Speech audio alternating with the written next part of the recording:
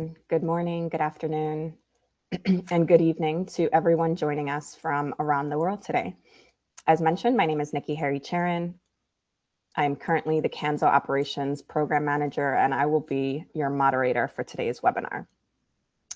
It is a true pleasure to welcome you to this CANSO webinar, Free Route Airspace from Regional Implementation to Global Application. We are delighted to see participation from across the aviation community, including air navigation service providers, airlines, ICAO, industry partners, and operational experts. The global interest in today's topic reflects the growing importance of free route airspace as regions continue to seek ways to improve efficiency, flexibility, capacity, and environmental performance within their airspace systems. Free route airspace is recognized as an enabler on the path towards TBO, trajectory-based operations, and is the future evolution of air traffic management. While the concept is well established in some parts of the world, many regions today are now exploring how free route airspace can be adapted and implemented within their own operational environments. Today's webinar will provide a practical and operational perspective on that journey. We will begin with a welcome to the speakers, the chairpersons of the CANSO Airspace Optimization Work Group, an overview of the work group, and discussion on free route airspace implementation worldwide. We will then move through a case study from Austria, where one of Europe's busiest area control centers successfully transitioned from a traditional air traffic service route structure to a free route airspace environment.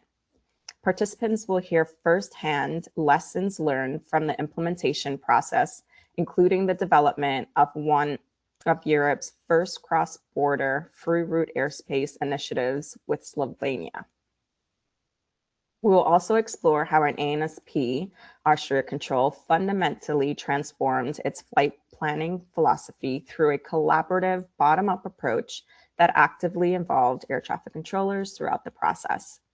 This experience provides valuable insight into the operational, technical, and even cultural considerations that contribute to a successful free route airspace implementation. As a reminder, we encourage you to submit questions throughout the webinar using the chat function. We will address as many questions during the Q&A session at the end of today's presentations. It is now my pleasure to introduce our speakers. As mentioned, they are the chairpersons of the CANSO Airspace Optimization Work Group, Arno and Dieter.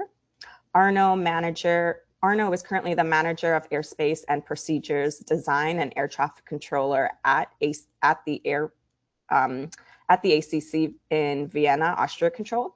He began his career in 2008 and has since held a number of operational and leadership roles, including on-the-job training instructor, procedures expert for ACC Vienna, and manager of airspace and procedures design currently. He continues to maintain his operational endorsement as an air traffic controller and brings extensive experience in airspace design, procedure development, and operational implementation. Dieter is the Senior Vice President of Airspace at Tetra Tech. Dieter has more than 40 years of aviation experience across Europe and the US, with extensive expertise in airspace modernization, performance-based navigation, GNSS implementation, and operational airspace design. He is internationally recognized for his work supporting ANSPs, airlines, airports, and industry partners in the implementation of innovative ATM concepts and technologies. Thank you both for joining us today. And without further delay, I am going to hand it over to Dieter. Dieter, the floor is yours. Thank you. Thank you, Nikki, and welcome everybody. Thank you for joining us this morning. I'll just give a short introduction of what the Airspace Optimization Working Group is doing, and I'll keep it short because we all want to wait and see the experience that Austria Control has and the presentation of Arno. So our airspace optimization working group evolved from the former PBN working group in CANSO, and we concentrate on advancing safety, capacity, efficiency of airspace through multiple specific topics. Right now, we are concentrating on and have been on the implementation of performance-based navigation, including EOR and other new navigation capabilities. We're looking at, of course, right now at free airspace and the flexible use of airspace. And a big part of it is the civil military cooperation. The goal of our working group is to develop guidance materials based on the experience that ANSP have made with certain implementation of technologies, processes, and procedures, and provide these then for all of ANSP's the members of CANSO. Examples for this are guidelines for implementing minimum operational network, use of performance-based PBN for noise management, and an initial, like almost 15 years ago, performance-based navigation for ANSP's the Concept 2030. Our work program is obviously closely aligned with the CATS, the Completely Air Traffic Control Global Council's vision of 2045, and we're working closely with the other CANSO ops working groups like New Entrants, UTM, or RPAS, or the GNSS working group. Next. So Nikki already highlighted free route airspace. Here's the definition. I'm not going to read the definition. I just want to address that, it's an evolution. We started out with fixed route networks, airways, jet routes, went to partially the use conditional routes, and, looking at the availability of military airspace when active and inactive. That turned into more of a flexible use of airspace, FUA, which is now, evolving into direct plan trajectories between the certain exit and entry points, which is the FRA. The next. Thank you. So some of the key implementation concepts, obviously we have, a full implementation of FRR concepts. We have partial implementation, and the concept always includes entry and exit points. So you're not totally unconstrained, but within the FRA, you have the choice of trajectory choices. And there may be intermediate points. It all depends on the implementation and the airspace. There are also options, looking at certain just altitudes, look at it horizontal, so where you just be able to move lateral or vertical. And then the time-based, which is always included in the FRAs, it's either 24/7 or, at high traffic demand and during peak off or non-peak off hours. Next. So this is a map of showing the worldwide implementation as of May 2025. It comes from the network manager for Eurocontrol and gives you a pretty good idea on where present activities are if it comes to FRA implementation. Next. I'll keep running through this relatively fast because we really want to concentrate on Arno's presentations. Here are some major activities that are in the specific areas You see, in Europe is clearly leading the FRA implementation. We have it in over 40 states, and they are national, they're cross-border, they are multinational, and we'll see the example relatively soon. There's a lot of activity also in the APAC region, with Australia having a strong off-route and preferred routing, basically user preferred routing, and many trials going on in different areas. Africa has a partial implementation, mainly in the SECNA's airspace. In the Middle East, UAE is leading the implementation of FRA since 2023. Now, North America is interesting because North America doesn't implement FRA in the original context, but North America has, for example, an NRP, North American Route Plan, between Canada, the US, Alaska, where UPRs are available, which is user preferred routing. And within the US, we have already implemented a lot of upper airspace, PBN, direct routing, and strong coordination, of course, with the military. So basically FUAs. And the US is evolving towards TBO trajectory-based operation. An interesting part is the regional effort in the SAM region, which was actually spearheaded by CANSO through beginning with the ATFM task force, which now evolved into the CIFRA, which is the CANSO ICAO free route airspace implementation. So these are just highlights, and we will develop as a task force, as a working group, a document highlighting all the different activities in more detail. Next. So there are key issues, obviously, in addition to the efficiency and environmental benefits of implementing free route airspace.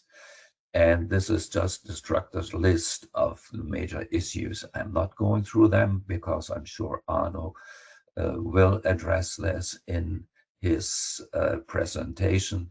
This is just to highlight the activities that are there and that you can read later on and determine how these fit into your future planning. Next. And the same here, since Europe has such an experience, and they put together a checklist, and you're not supposed to be able to read this. This is just, you can find it basically in the European documentation. And again, Arno will take care of explaining how they did it and the lessons learned. And I'm sure his lessons learned are part of the free route airspace checklist that has been developed. And with this, I'll turn it over to Arno. Thank you. Yeah, as well from my side, good morning, good afternoon, good evening. It's a pleasure for me to tell you a little bit about our story, about the history, and about how we did it, and the lessons learned, of course, out of the whole process of implementing free route airspace. On one side, in one state, ANSP, and then the other side, having Europe's first cross-border free route airspace with our southern border neighbors, Slovenia. And I would ask now for the next slide, please, already. Yeah, to give you a little overview about the Austria control, the ANSP from Austria. I give you some figures. They are not like set into stone that every number is exactly correct, but that you have a rough estimate. So in total, we have about 1,000 employees, and air traffic controllers throughout Austria. We have approximately 350. The biggest unit is the ACC Vienna, obviously, with approximately 160 air traffic controllers. and the two biggest tower and approach units are located in Vienna, as it's the major hub in Austria, with approximately each unit having about 60 ATCOs in their duty. Movement-wise, we're pretty much at the top of European levels. We got last year over 1.2 million flights, and the peak day was last year about 4,360 something aircraft. And why is that something like to be mentioned, as you will see then in the next slide or the next slides, how big the Austrian airspace is or how small it is at the end. The overview about the Austrian territory versus the ACC Vienna. So you can see, I hope you can see it good enough. This is the map of Austrian territory, where part of it is delegated to a different country. In the western side, you see a blue shaded area. This is still Austrian territory, but this airspace is delegated to Germany because most of the flights are here between north and south or the other way around. And so this airspace is delegated to our German friends, and they do the air traffic service over Austria territory. This is nothing in regard to freehold airspace, but it has a history background because of the flying time, flying over the Austrian territory in this part between Germany and Italy. Crossing Austria would be more frequency load on our side. So years ago, it was decided that Germany takes over this responsibility to do air traffic service over this part of Austrian territory. As you can see in the green shaded areas, these are parts where the airspace of our neighboring countries are delegated to us. The same reason, efficiency-wise, we aligned throughout the years the sector borders to have more straight lines, because in every state, I would say worldwide, there is hardly any state border exactly straight and not causing any operational or technical implication when you have the FIR border and the sector border at the same. So throughout the years, we straightened the lines on the borders to our neighbors.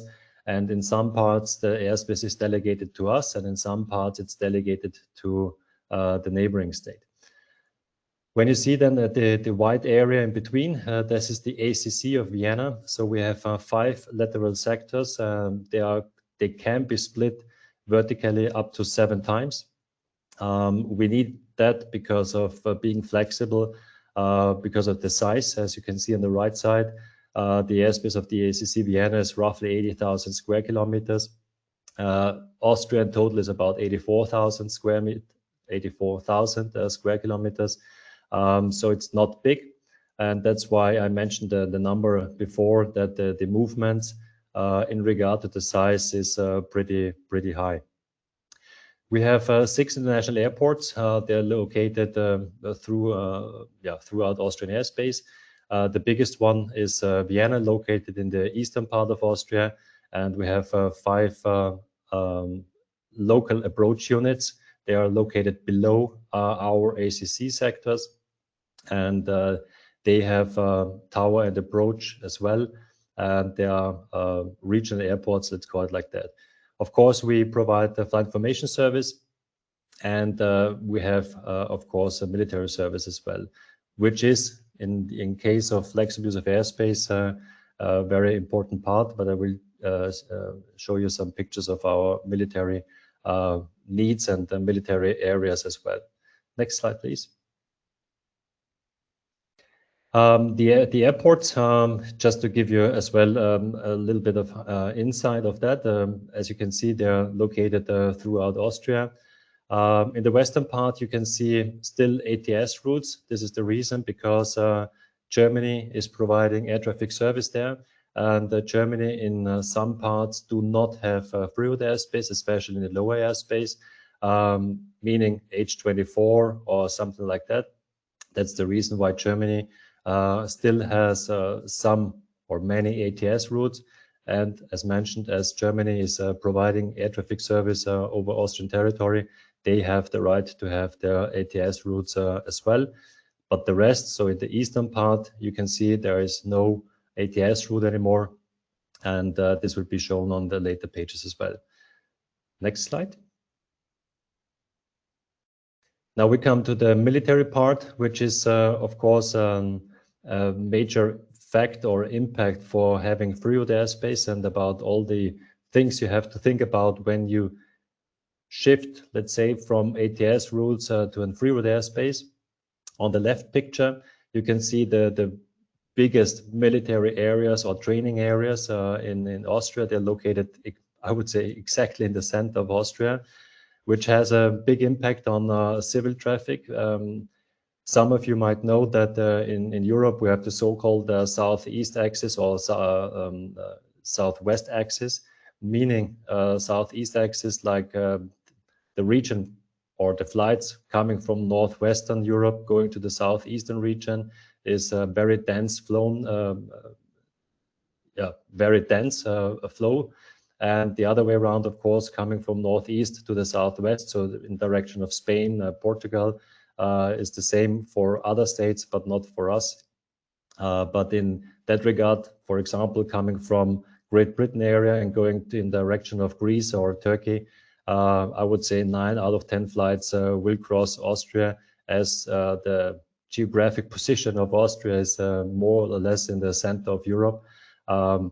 We have the luxury, or on the other side, like the burden that many flights cross Austrian airspace. The military areas are, as well, as you can see, they are all published in the AIP.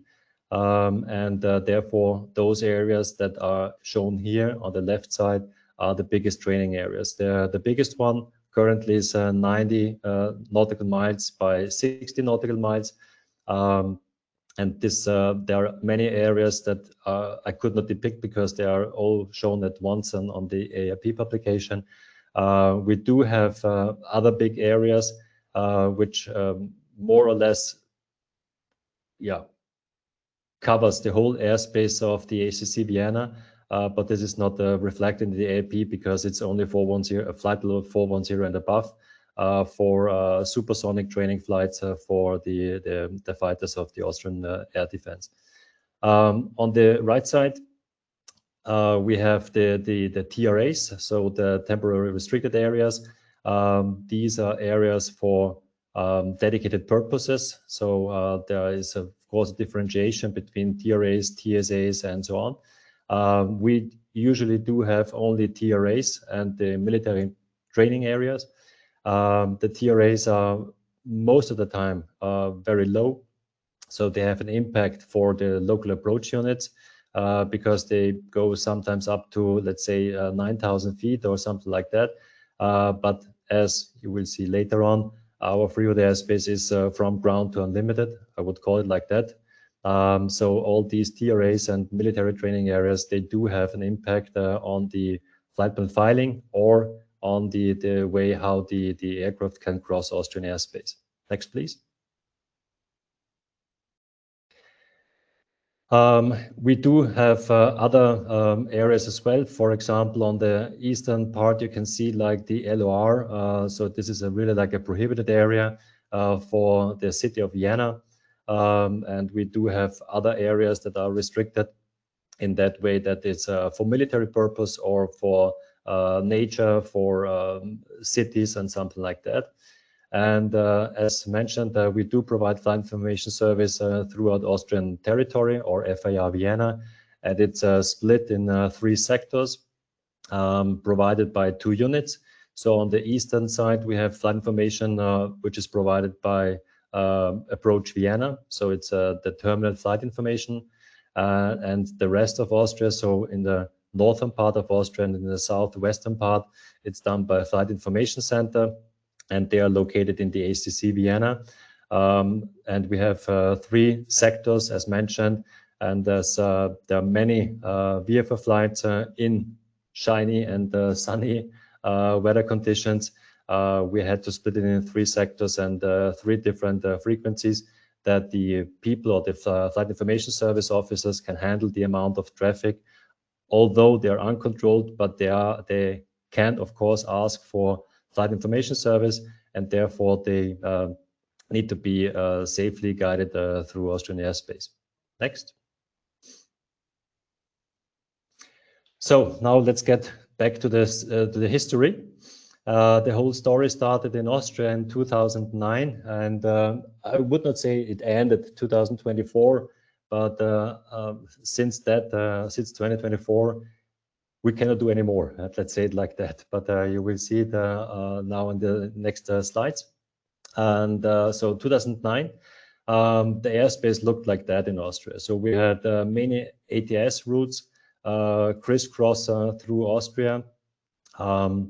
Why in the middle there is this, let's say, wide area because of the military area that I showed you in the slides before. We had to find ways that the aircraft can, let's say, efficiently nevertheless fly in Austria, but these areas are in lower airspaces up to flight level 2, 4, 5. I would say almost every day except weekends, but Monday till Friday they are operational every time. So we already had ATS routes circumnavigating these areas, but at the end we had many ATS routes crossing throughout Austrian airspace.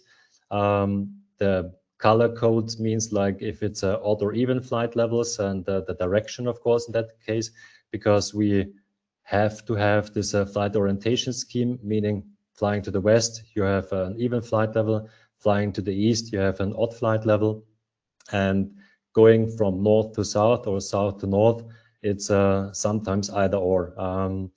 We started, as mentioned, in 2009 with the first ideas how to shift from an ATS route structure to the free route airspace because we wanted to have it, and years later, so after 2009, years later, we got our new ATM system. So from a strip system to a strip-less system with new functionalities, which I will tell you at the more or less at the end about the, let's say, requirements from my perspective and beneficial stuff you should have to provide free route airspace very efficient and very safe. Next, please.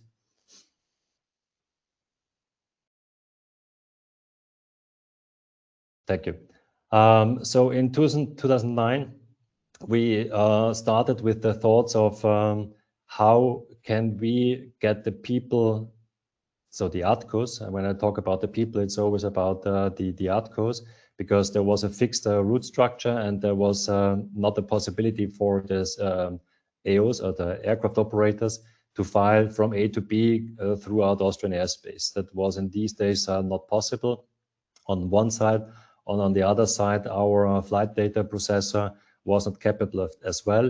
And because of the strip system, it would not be feasible or possible to provide a strip that reflects the route from A to B without having the ATS routes on the strip reflected. But what we could do and what we did in these times were that throughout night times, as mentioned, we have 5 lateral sectors throughout the day, but in the night times, and it's, I would say, usually somewhere between 10 p.m. local time or 11 local time, we merge the sectors to 2 sector groups. So at the evening times, we have the northern 2 sectors. So in the northern part merged to 1 sector, and the 3 sectors in the southern area of Austria merged to 1 sector. So at the end, throughout the night times, we work with 2 lateral sectors, and mostly they are not splitted. So it's really only 2 lateral and vertical sectors. And what we saw then at the end already at 2009, that people, the ATCOs, were sending the aircraft direct within Austrian airspace because there was no need for any coordination because there were only 2 sectors open. There was no intruder for other sectors. Intruders meaning that an unplanned aircraft entering a sector that was not in the sector sequence. And as we saw that the people tend already to send the aircraft throughout Austrian airspace, sending the aircraft direct, we implemented the first few fileable night DCTs. DCTs meaning that in the flight plan, you have the entry point, as Dieter mentioned, in the free route airspace, you have entry, exit points, intermediate points, arrival, departure points, and so on. But in those days, there was not this entry point or exit point like in the free route airspace. There was reflected in the AIP, okay, at this point you enter Austria, at this point you are leaving Austria. And so as you see, for example, coming from the northeast to the southwest, there is a blue arrow, a dark blue arrow. And we made it possible always, and this is something I have to mention all the time, with the support of Eurocontrol and the network manager. They supported us in our history and in the involvement very, very intensely and very, very carefully. And they helped us with their expertise. And as you might know, that all the flight plans in Europe are somehow focused or located then at the end at Eurocontrol's level, and they distributed then to the states that are at the end concerned by these flights. So throughout these years, we started then with having the first night DCT routes available. So aircraft operators could already file from A to B, in that part coming from Czech Republic, going to Italy, having one straight line and do not have to file like a crisscross routing throughout Austria. And what we did at the same time was that we instructed the ATCOs throughout the day. So it was not a should, it was a shall in the operation handbooks, that the people at the position should start sending the aircraft to either the next point in the next sector or to the FIR exit point. So the flight plan was still like on the ATS route, but the people were instructed to send the aircraft direct so that they get the feeling about what happens to me, what happens to the aircraft, what happens to the pre-planning when the aircraft do not follow the ATS route anymore. Although we still had ATS routes, we still had a strip system, but the people started to send like to the next point in the next sector, still following, I would say, on the ATS route. If you just compare now the trajectory and the ATS route, it was still the same, but the feeling was something different because the people were sending actively direct. We involved this even further, that we said, okay, at a certain point when we received in 2013 our new ATM system, so the stripless system with the new functionalities, and one of the biggest game changer was the so-called MTCT, so the midterm conflict detection tool, which is of course trajectory based. We instructed the ATCOs to send the aircraft flight level 310 and above, always without any complaint, let's say it like that, to the FIR exit point. So coming from Austria, or sorry, entering Austria, they shall send to the exit point only flight level 310 and above, to see then the MTCT working, to see everything, all the safety nets we got implemented with the new ATM system. How does it reflect on the screen? How does it feel? And at the end, what is the benefit behind it? Next slide.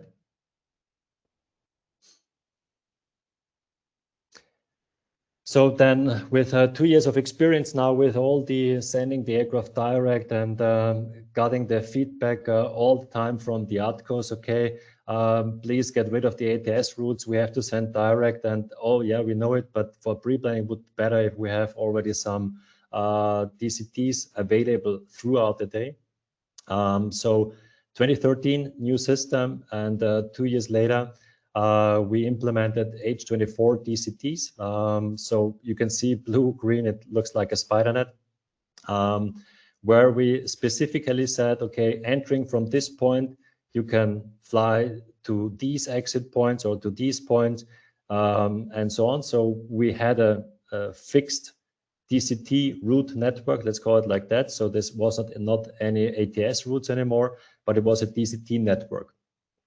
This was one of the first steps, changing from ATS routes to DCT routes, still having ATS routes available, but we made these DCTs available. And as you might know, that such changes to CFSPs, computer flight plan service providers, causes some time. So it didn't happen from one day to the other that all the aircraft were flying suddenly from A to B, straight line with on the blue line, on the red line, on the green line. But throughout the months after the implementation, we saw more and more aircraft operators using these opportunities of filing really like a straight line throughout Austrian airspace. And that's when we started then at the end. Next slide, please.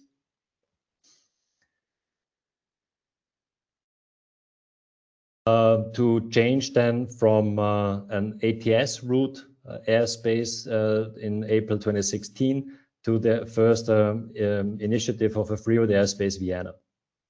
So as you can see, we got rid of all the ATS routes, let's say in some kind of a big bang solution, but I will come to that later on as well. But we had fixed DCTs throughout Austrian airspace, like in blue and in green, you see like odd even direction, but these were only DCTs. There were no ATS routes anymore. Only those DCTs were available. Of course, we published it through the AIP. This is something a mandatory thing. And we published AIC. So this is Aeronautical Information Circular. We published it as well to get information to all the airspace users that we have a freeroute airspace and we have a DCT network. Next, please. In end of 2016, sorry, November 2016, this was one of the biggest achievements we as ANSP together with another ASP implemented the so-called SAXFRA. It was the Slovenian-Austrian cross-border freeroute airspace. It was established, and this was the first cross-border freeroute airspace in Europe, having implemented in freeroute airspace really from ground to unlimited. There were already some freeroute airspaces or some airspaces spanned over, let's say, more ANSPs, more states, especially in the northern part. It's called the Maastricht Upper Airspace Center, but it's a 245, flight level 245 and above. So we were the first ones in Austria and Slovenia having a cross-border freeroute airspace from ground to unlimited without any limitation from the bottom or something like that. We had, of course, entry-exit points. So the letters in the brackets is like entry, exit, intermediate, arrival, and departure. Of course, you need to have the arrival and departure points for your airports or controlled airports, let's say it like that.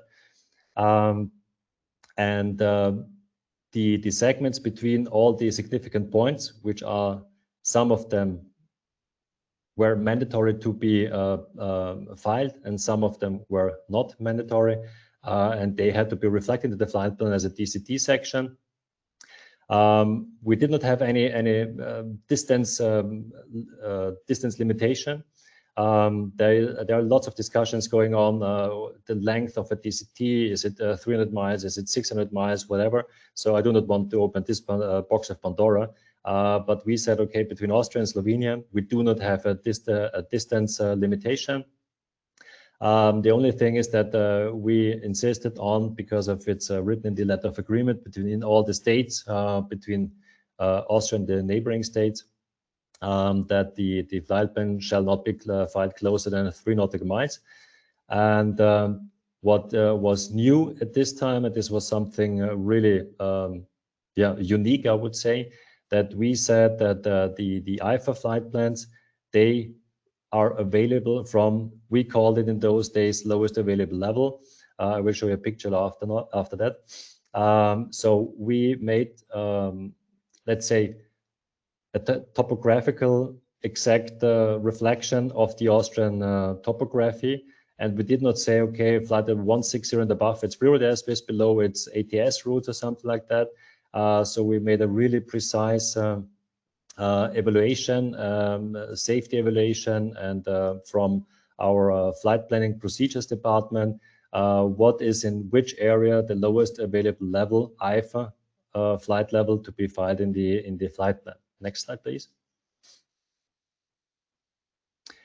As you can see, yeah, it's not the best picture, I must admit somehow. But you can see like lots of polygons in throughout Austrian and Slovenian airspace. For those who are not very familiar with the Austrian territory, in the western part of Austria, we have some high mountains. It's or one big mountain. It's called Großglockner. And there the minimum flight level is always 150 because it's that high. Going more to the northeastern part of Austria or to the eastern part, it's flattening out. So that's where we do not have that high hills.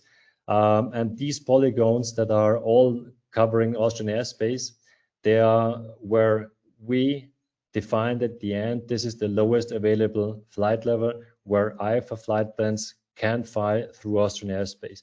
And this was something very new because usually the freeway airspaces in Europe, at least, they were like, okay, 9,000 and above, or 150, 190 and above, something like that.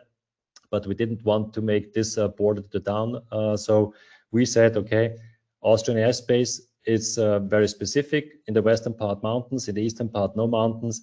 So we said, okay, when you file an IFA flight plan through Austria, you can find your way, even if you're flying in a flight level 110, for example. There are always options if you're coming from the southeast, going to the northwest, to go through Austrian airspace, as well for Slovenia. But the biggest mountains between Austria and Slovenia is exactly between Austria and Slovenia. So that's the reason why there are some polygons in Slovenian airspace as well. And the rest is, I would say, very low to the bottom. Next, please.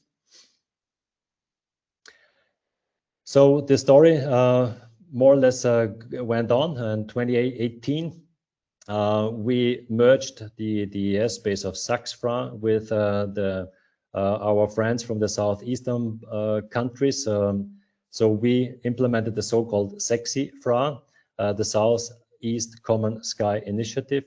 And we merged those two free route airspace entities to one big free route airspace. So meaning that with 2018, we had one big free route airspace, more or less coming from Croatia, Serbia, Bosnia and Montenegro up to Austrian country. And this was one of the first big cross-border free route airspaces, really from lower flight levels, meaning in the CFRA area. So in Croatia, Bosnia, Serbia, they still had the limitation of flight level 200 or flight level 190 and above, coming then to the free route airspace of Saxfra, where we had no real lower flight level. But with the support of Eurocontrol and all the technicians, we made it possible that all these went out smoothly. Next, please. 2021, two states joined the SEXI-FRA airspace. It was in these days then Albania and the Republic of North Macedonia. So now the free route airspace of SEXI-FRA, as you can see in the right picture, is really from Austria down to, let's say, to the border of Greece. In the right side, you can see there is one portion of airspace where no this portion does not belong to SEXI-FRA because it's the Kosovo sector. And so the rest of these of this area of this airspace is SEXI-FRA, and there we go on with the story. Next slide. 3 years later, so 2024, our story, let's say, or our history came to an end, let's say it like that, because we did then the final steps to having cross-border free route airspace operations with the other free route airspaces and other states. On the one side, we opened the borders between the Italian free route airspace and the SEXI-FRA airspace, as you can see on the right picture. So the free route airspace of Italy and the SEXI-FRA airspace opened the borders, so there was no need for any border points or filed border points on the border between the SEXI-FRA and the FRAID, it was called. And in November 2024, Austria opened the borders, and I have to say Austria because we were the only state that opened the borders so far to Czech Republic, Slovakia, and Hungary. Czech Republic, Slovakia, and Hungary belong to a different FRA entity, but regardless of that, we opened now the borders as Austria to all our neighboring states, ACC-wise, with DFS Germany.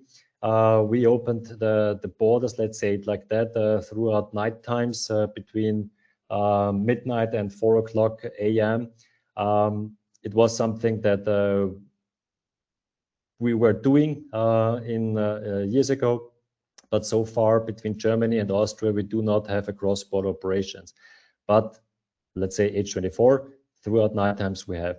So by end of 2024, we opened all the borders to all our neighboring states, having one big free airspace, and the FRA operations to all the other states were finalized, let's say, by November 2024.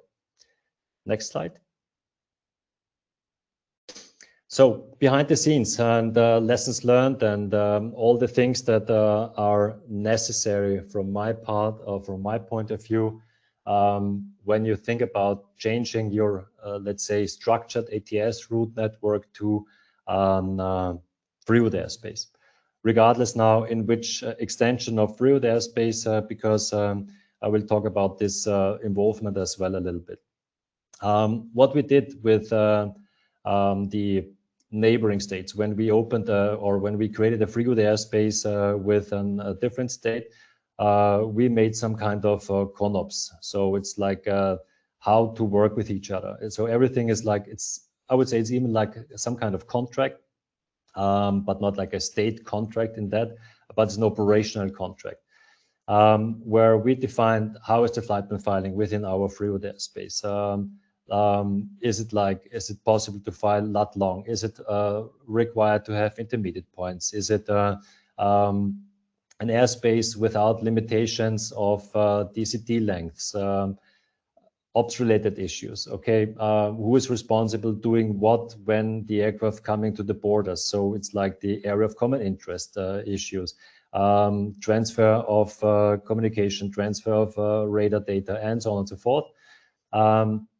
This was one thing that is, everything is reflected in this CONOPS at the end. AIM, so the Aeronautical Information Management Harmonization, was something within SECSIFRA as well. So who is doing the AAP publication or the maps for the AAP publication? Is it one state, for example? Is it every state doing on its own? Which charts to be reflected in the AAP by each state? So all these things that were discussed and written down in the CONOPS as well. Safety assessments, according to European implementation regulations, we must do safety assessments if this is like a big change like that. Of course, we did the safety assessments with experts from the operational side, from the procedure side, and so on. And one big part, of course, is the ATM system capabilities. Not meaning that a system where you still have a strip system is not capable. But in my case and in my opinion, a stripless system with the safety net functionalities like an MTCT, STCA is a short-term conflict alert. Okay, even a strip system can have an STCA, but an MTCT system where the system calculates based on the trajectories where there might be a risk or a conflict, something like that, helping the people in a free airspace, identifying conflicts or possible conflicts is one of the crucial things in my point of view to be as efficient as possible. Some states in Europe, they, let's say, claim they have a free airspace, meaning, yes, officially it's a free airspace, but they reflect their old ATS routes, which they had, which they got rid of, as a DCT system. So like a mandatory DCT system, which is still like the ATS routes, but they do not have ATS routes, So it's a fluid airspace, but limited it that way that they only copy pasted the ATS routes to a DCT system because of maybe ATM system capabilities or operational the operational people would like to change the things.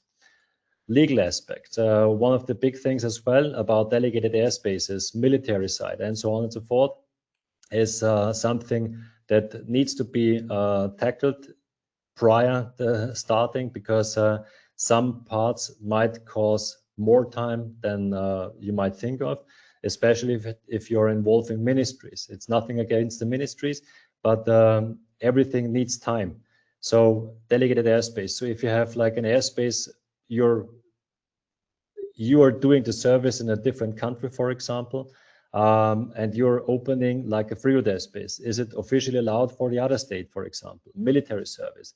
FUA in a fluid airspace, for me, or having a fluid airspace without having flexible use of airspace at the same time is possible, but very hard and very complex at the end for the ops people and for flight plan filing and so on. So from my side, fluid airspace and implementation of a flexible use of airspace has to be aligned at the same time, because then everything is very clear, everything is very obvious for the airspace users and for the people sitting on position, how the flight is going to cross my sector, my airspace, and so on. Next slide, please. Human factors. One of the biggest things in changes like these, of course, you change, I would say, by one day to the other, the ATCO's mind.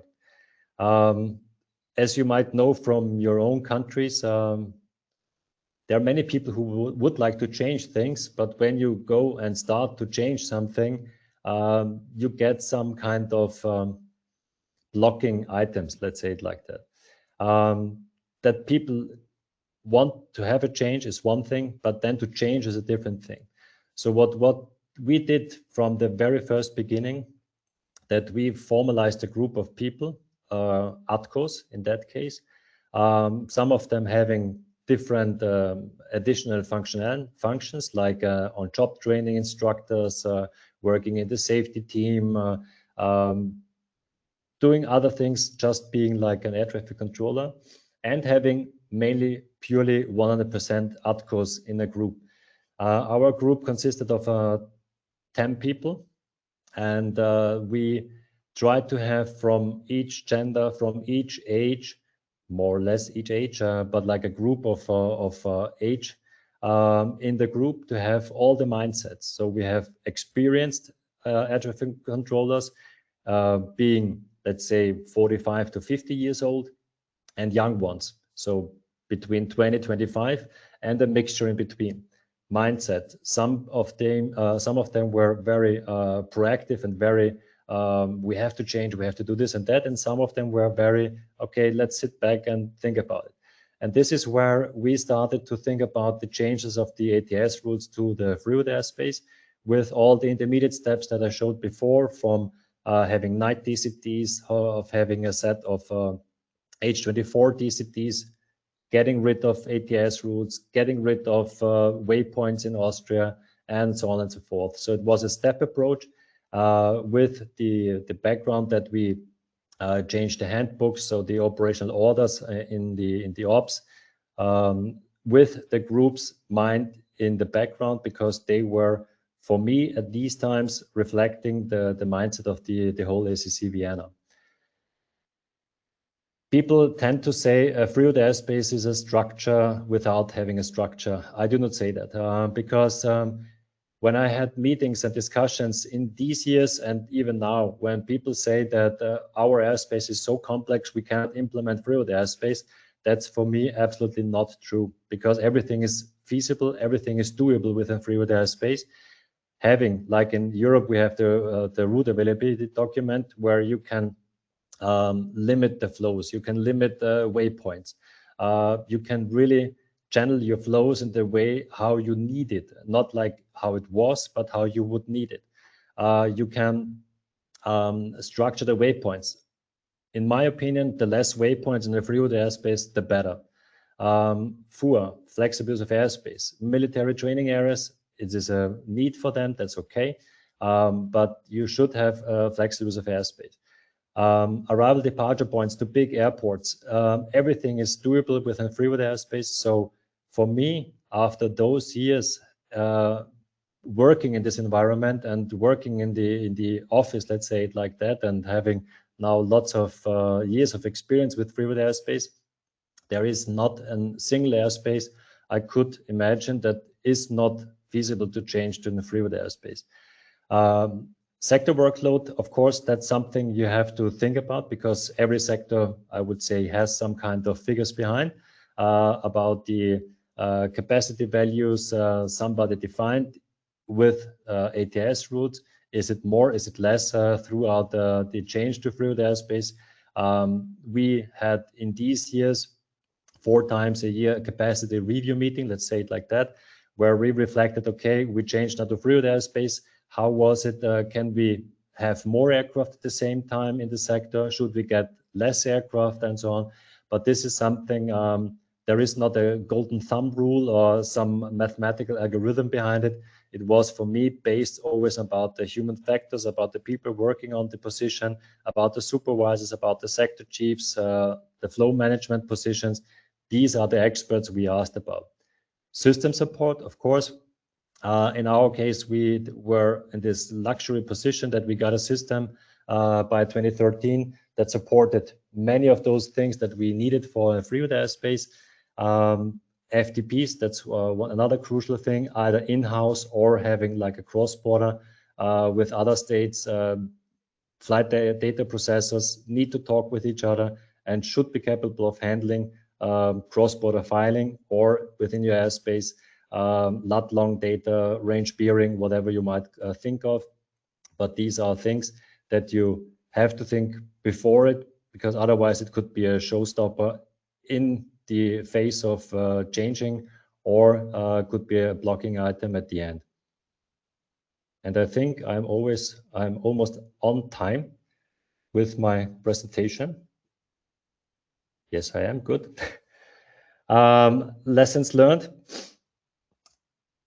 The less the better, I said, to the waypoints, because for me, it's in a freeway airspace, you can find very funny routings. Route availability document, or RAD restrictions, we call them somehow, volume-based versus waypoint-based in the freeway airspace. In my personal opinion, volume-based makes more sense, because freeway airspace means you can do whatever you want. I really overdo it now with my wording, but as Dieter mentioned, it's like the freedom of the aircraft operators to fly throughout the airspace without, let's say, limitations like within ATS structure. Gradual implementation versus big bang solution. Yes and no. Sometimes I would say gradual implementation is good and should be like that. But at a certain point, you must do a big bang solution, because there is not a possibility to change like one ATS route, get rid of the ATS route, next month another ATS route. So start to the point with the involvement of the ATCOs, how to implement such a thing. And at one point, big bang, and the ATS routes are gone, and you only have a freeway airspace.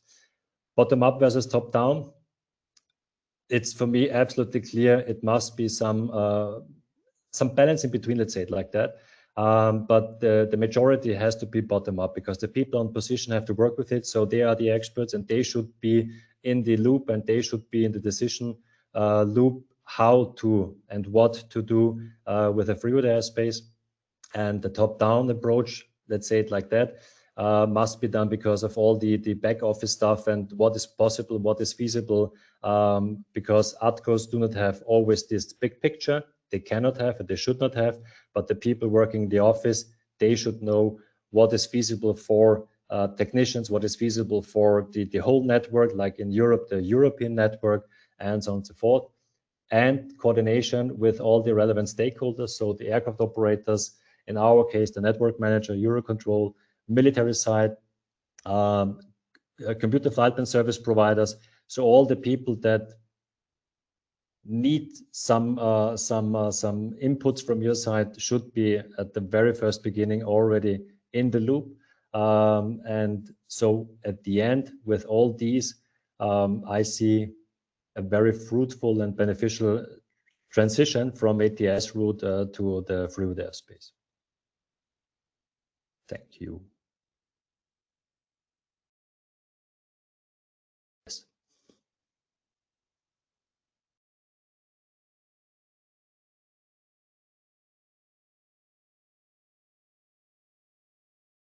Thank you so much, Arno. Before we move into the Q&A, I just wanted to say thank you both to Dieter for his beginning presentation. And again, thank you, Arno, for sharing Austria Control's experiences and lessons learned with us today. I think we're all very much aware now that the transition to free route airspace is a significant undertaking, and today's discussion has truly just provided practical understandings into how an organization can successfully navigate that journey.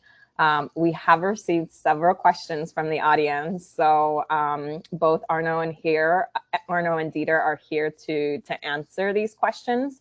So I will just start.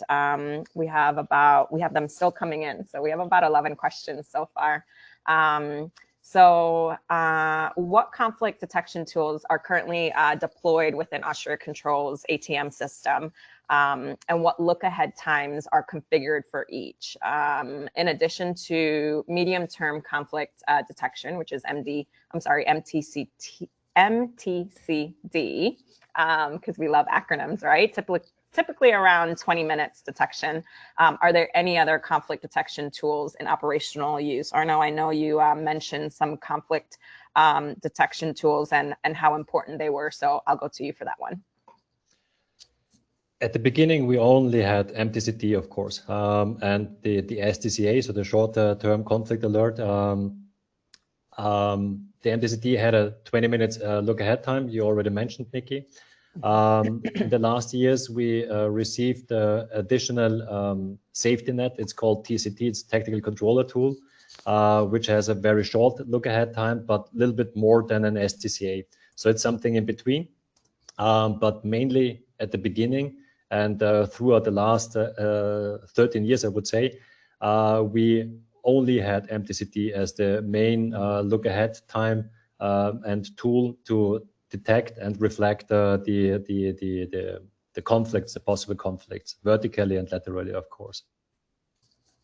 Thank you. What kind of operational challenges did you face during the period when you started sending aircraft direct next waypoint or FIR exit point? Like always, the thing is bending the rules. Let's say it like that. ATCOs tend to be on the position and they say, nobody tells me what to work and how to work. So we faced, of course, let's be diplomatic, correct, experienced controllers not liking the idea that the aircraft is not flying on the ATS route anymore. So they were not really in favor of it. So we gave them the possibility to go into the simulator, to really play it on an environment that is safe, where nothing can happen, but to get the feeling more and more. This was something where we thought many times of, okay, how should we do it with must, shall, and something like that. But we said, okay, if we put only a should in the wording, it's like, yeah, 10% does this, 20% that, and 70% is a mixture of something. So the operational challenges were mainly the people working on position. But I would say half a year it took the experienced controllers to work like all the others. And I would say by 1 year after that, everybody was sending and saw the benefit behind it. Because the main thing was that we, like in these days, it can happen as well. But the thing is that ATS routes, you have a flight plan, and suddenly the aircraft turns, because it's a different flight plan in the cockpit than we have in our system. And if you send the aircraft direct to the exit point, you always know exactly at the time when you send the aircraft direct. Okay, when he tells me I don't have this point, okay, something is wrong. And so those people, they saw it on themselves. This might be good if I do it, because then I have the assurance exactly, okay, he's flying there, I know where he's flying, and if the flight plan is wrong in the system versus cockpit, then I exactly know immediately now I have to do something. Thank you. And I'll start with Dieter on this question and then move to you, Arno. But how do you deal with GNSS interference within free route airspace? Do you, Dieter, want to give us the pilot perspective, perhaps, and then we'll move to Arno on the operational ATC perspective? Yeah, that obviously is a major question in today's world. I mean, there are different ways of aircraft, how they fly and how the nav systems work. There are backups, and they need to be immediately reported, obviously, to the controllers. And it's very complex. It's kind of difficult to go now system by system. But, I think the most important part is to recognize it in the first place. Mm-hmm. And that's why we obviously also looked at, also from CANSO, but also from a state perspective, on to the, like a backup operational network, and how that could be implemented. And that is ongoing discussions, how to really safeguard the airspace, the airplanes, and of course, the controllers, that we recognize these things early enough, report them, and have corrective action. Thank you, Dieter. Arno, did you want to add to that? From the operations side in the free route airspace, there is honestly no, in my perspective or in my mind currently, difference between ATS route structure and the free route airspace, because you still have either on ATS routes you have VRs, DMEs, whatever you can use of. In a free route airspace you still have VRs and something like that. Okay, we do not have NDBs anymore, but if you experience something like that and the aircraft impossible to fly on waypoints anymore, you still have headings, you still have VURs. They should be capable of flying somehow too. So there is for me no different, because in an ATS route it can be the same, but then you have to go back to conventional separation, let's call it like that, and change something in that regard to, okay, VUR, distance, bearing, whatever you want to name it. But there is not for me like a difference between ATS route versus free route airspace if you have the GNSS, RFIs, or something like that. Indeed. And are there any requirements for aircraft equipage to be able to fly in the free route airspace? And if so, what are the requirements? Honestly, I'm not a technician in that regard, but for me, there is waypoints. They have it all anyways. So even an ATS route flight plan, they have waypoints in between. Most of the common aircraft operators, they have an FMS where they can file lat-long data as well. So there is not a specific requirement, in my opinion, that the aircraft has to file over free route airspace, because we have waypoints. And waypoints are something that are in a database of the FMS. They are officially somewhere published in the AIPs and in the databases of any big provider. So for an aircraft operator, in my point of view, there is not a special requirement to file free route airspace, only for the airlines themselves. For example, if they have like a DCT length limitation, let's say it like that. So my DCT, for example, airline operator number one, maximum DCT length is 300 miles or something like that. What to name for fuel check and something like that. But that's it. So there is nothing in between. Thank you. Dieter, I'll go to you with this question because you mentioned UPRs, UPRs earlier in this presentation. And can you just specify the main difference between user preferred routes and free route airspace? Yeah, user preferred routes is basically what we're doing in the US airspace. You get, relatively, after you leave on the departure, you get at a certain distance, you get the direct. And I mean, basically, that's your background, how they operate in the US.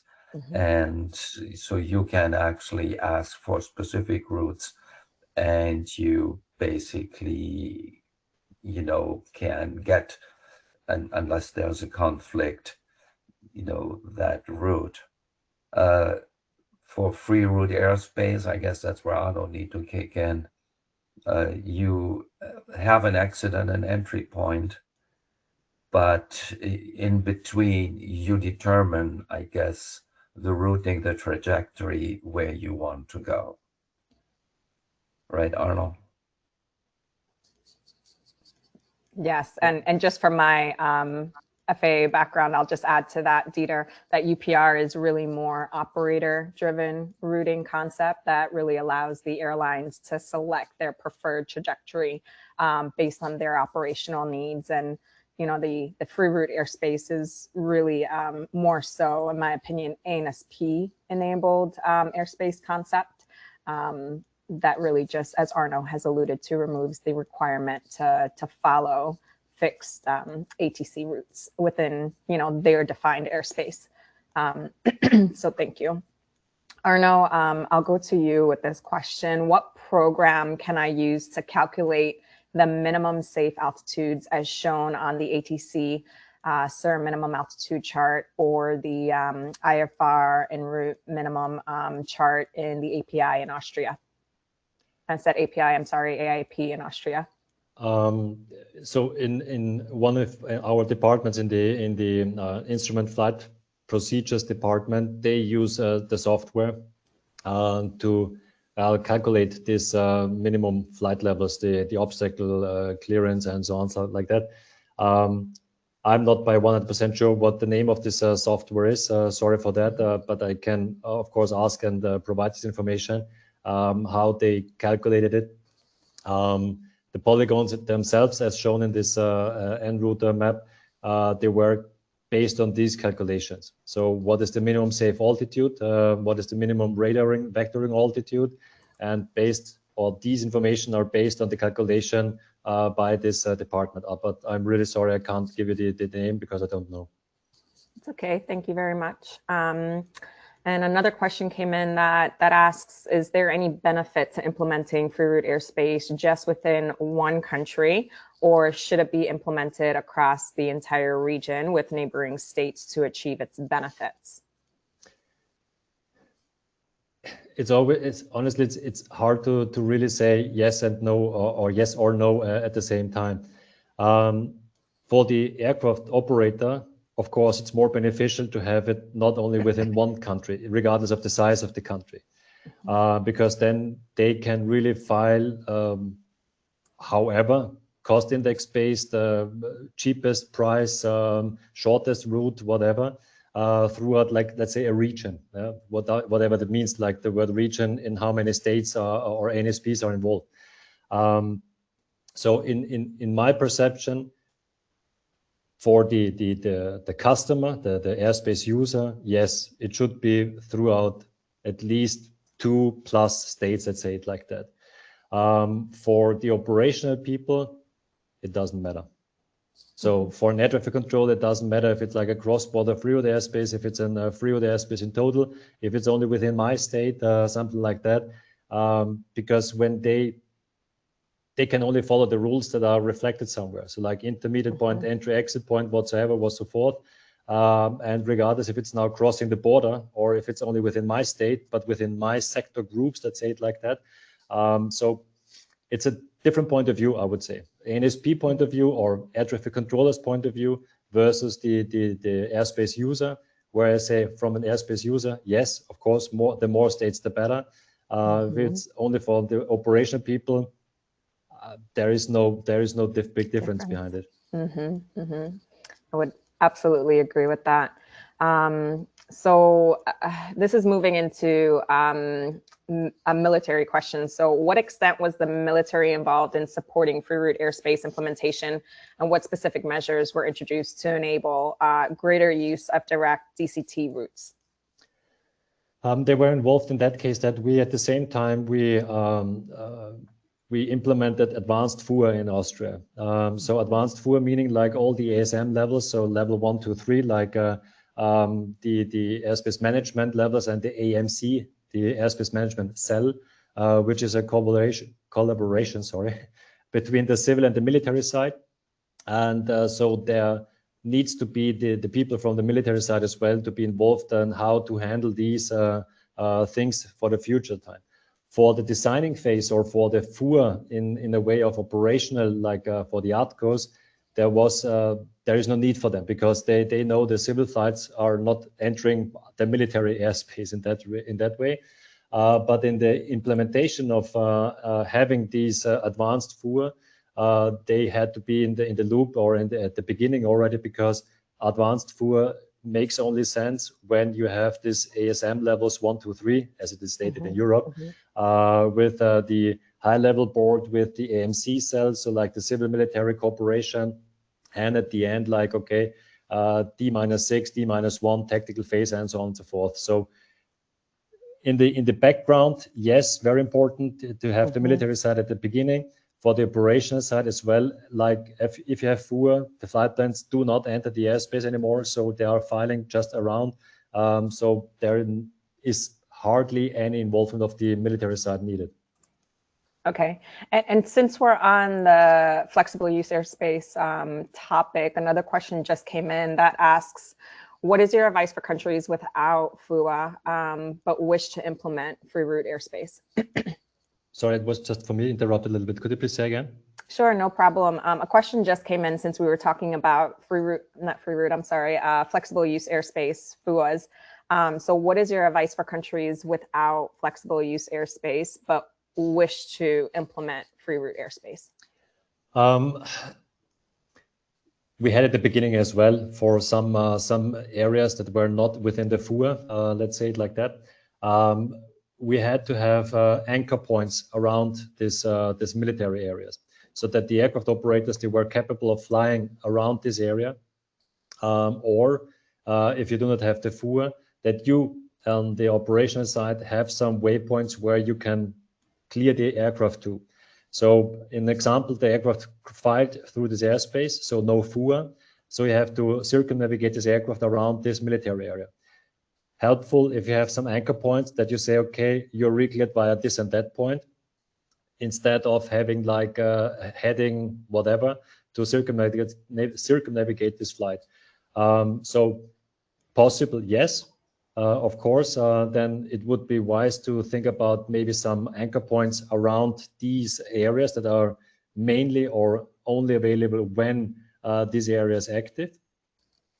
This can be reflected in the route restrictions, and for the operational, it's always good to have 1 or 2 waypoints, let's say south, north, east, west, whatever, around this area to get the flights not only on headings, because meaning on a heading always you remember on a heading, and if you just reclear the flight around with a different waypoint in between, you do not have to think about this anymore.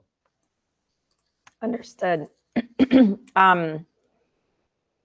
Moving into a question came in about KPIs. So has Austria Control calculated whether and how KPIs have changed after introducing free route airspace within the Austrian airspace? And going on, he or she, the person that asked this question, is talking about delays, track miles flown, fuel burned, within your airspace itself. You know, this question came up many times, but it's hard to define changing from an ATS route, what the benefit on KPI level, on track miles, and so on and so forth, if you change to free route airspace. Environmental impact is very easy to define because ATS route has a fixed route and a length, and you know it. And if the aircraft is flying A to B without the whole ATS route, of course, it's less mileage, it's less CO2, NOx, and so on and so forth. Meaning, yes, environmental impact is easy to define. but to swap them to say, are we more efficient now? Do we have more aircraft because of free airspace versus ATS? After the years, I would say yes, absolutely. I cannot give you any figures because I don't have them here. And as far as I know, we do not have some measurement tools behind somewhere. Okay, the indicators were better. We got every year a rise of traffic by let's say 5 to 15%, something like that throughout the years now. In average, it was something like 11% throughout the last 15 years, something like that. So is it better freeroute airspace? Yeah, we can handle still the traffic. Without freeroute airspace, we wouldn't be able, because then we have a fixed structure. We couldn't have the freedom that aircraft can fly crisscross and so on. So there are no figures, because it's like a change from structure from a strip system to stripless system. Is it better? Yes, but I can't give you a figure behind because it's not measurable, in my opinion. Understood. This is going back to the beginning. So when starting to implement free route airspace, do you need to have flight planning procedure or guidelines? Multiple questions. How can you be sure it will not put more workload on one particular sector? And then do the aircraft need to maintain at some certain level and fly a direct route? These are like 2 or 3 items in one, I would say. On one side, we made many simulations on Eurocontrol level where CFSPs could already look into it and see, okay, can we file as we would like to file? We could simulate, okay, if we open like a freeroute airspace, what does it mean for the route structure in that way? How do they file at the end? What does it mean for us? So we made like this beginning or end to the start approach to say, okay, this would be the final situation, but we need to make some steps in between. So the RAD helped us to channel the flows in that way, how we wanted to have like the sector sequence. So we said, if you're entering from this portion, you need to fly that, or you were not allowed to enter this airspace because it's just a sector clipping and something like that. So there is fine tuning at the very beginning already when we had the first simulations with at Eurocontrol level. So the CFSPs were there, and as I mentioned in the ConOps, which was between the states, but this was then published in the AIC, so the Aeronautical Information Circular as well, how to file throughout this airspace. Or in the FRA airspace. So there was mentioned you can file lat long, you can file intermediate points, you can file entry-exit points, you can file range bearing, whatsoever. So this was like the coding, let's say, how the CFSPs or the AOs at the end could file them through our airspace, through SAXFRA, through SEXIFRA, and so on and so forth. Thank you, Arno. And in reference to airspace capacity, was it determined after implementation of free route airspace? Did anything change in reference to your sectors? And then how did you evaluate that? I mentioned in between, I would say a little bit to the end, this golden thumb rule. There is no golden thumb rule for sector capacities or something like that. So it was an evolution throughout the years. So starting from one point where we had the ATS routes, we had some figures for the sector load. But then throughout the years, we saw through the airspace with the new system and so on, that the capacity was raised and raised to a certain extent. Now we have a pretty good, I would say, balance between good and very good, let's say it like that. I do not know if there is anywhere in the world a tool that can calculate capacity, because it's something for us, and as much as I know in Europe, everybody is doing it like, yeah, it's historically based, and it's something we discuss with the supervisors, with safety team, with the ATCOs working on position, and so on and so forth. Of course, we did some simulations to see, okay, if we put now, let's say, 20 aircraft at the same time in this sector, is it too much? Is it good? Is it bad? But it's a human factor at the end. Yeah? So there is not like a mathematical AI calculation behind it, something like that. Perhaps in the future, in the very near future. Maybe, yeah. I'll go to both of you with this question, if you will. How or will free route airspace integrate with emerging users such as drones, advanced air mobility, rocket launches, higher space altitude operations?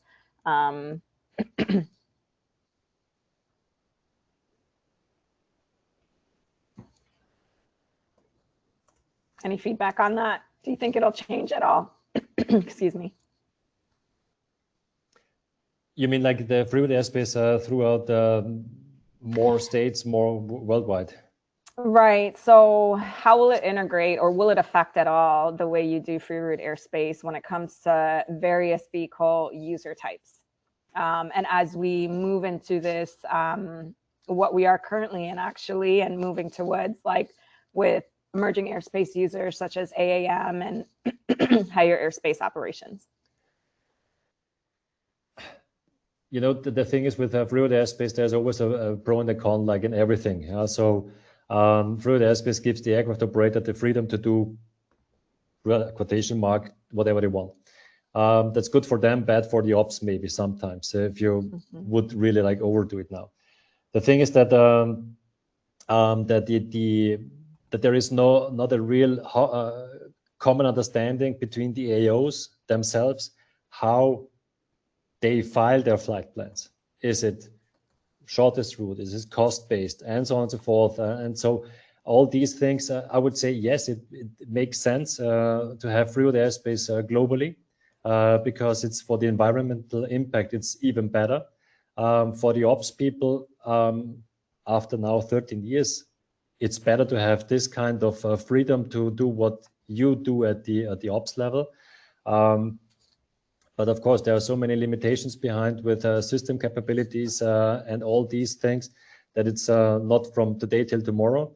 But in my opinion, it's the only way forward. Free route airspace and FUA at the same time, let's say it like that. Understood. Dieter, anything to add to that? Well, when we're looking at the advanced air mobility, they're operating where we have FUA now or FRA now. It's not necessarily, you know, on the low altitude where the most of the AAMs are basically operating. And the AAM operational altitude is probably more in the lower altitude bands, and it's focused on, you know, short distance, also direct routing where they want to go, considering the restrictions they have, because especially if they want to engage with in an airport environment. So I don't think that it's almost the same concept, right? Because they are at a low altitude, they want to go from A to B, and they can. And it just needs to be tracked, reported, and it needs to be coordinated. So I don't see there's any impact. What I don't know is when it comes to the super high altitude users, when they penetrate through FRA, how that is going to be sorted. But we do have a CANSO working group on this effort if it comes to super high altitude and space ops. Indeed, and AM integration. So thank you both very much. Our time is very much quickly coming to an end. So I do want to move into closing remarks. And before we formally conclude today's webinar, I really would just like to express my sincere gratitude to CANSO's events team for their efforts in organizing the session. So thank you both, Jade and Sam, who are on. And of course, again, a very, very special thank you to both Arno and Dieter for sharing your expertise and your experience and just practical insights on free route airspace implementation. Just from the questions that came in, I definitely know that there were a lot of lessons learned and a lot of valuable information that was given today. So thank you very much. And finally, I would like to thank all of you, our participants, for joining and being active and participating today throughout the discussions, the question and answer session. So thank you very much. A recording of the webinar will be available to registered attendees following the event, and the presentation materials will be available to CANSO members. The questions that we did not get to, we will try our best to answer them and then submit them back to the registrants of this webinar. And again, we do hope that you enjoyed today's session. And thank you very much for joining us. Have a wonderful day wherever you may be in the world, and we look forward to seeing you at many more future CANSO webinar events. Thank you and take care.